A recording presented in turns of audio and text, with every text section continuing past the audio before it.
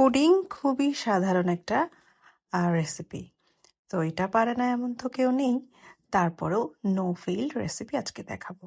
তো এখানে আমি ফার্স্টে করে নিয়েছিলাম ক্যারামেল।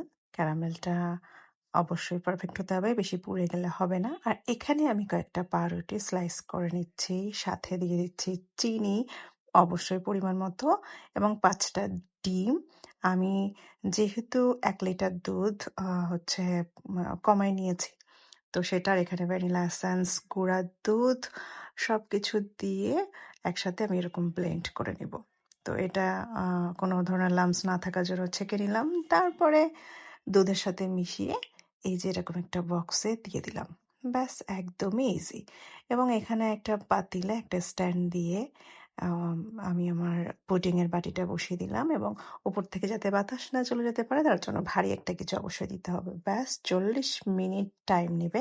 তারপর রেডি আপনার পুডিং। অবশ্যই কাঠি দিয়ে দেখে নিবেন এবং ফ্রিজে রেখে ঠান্ডা ঠান্ডা পরিবেশন করুন। এরকম ইয়ামি একদম টুকটুকা দেখতে pudding. Thank you for watching.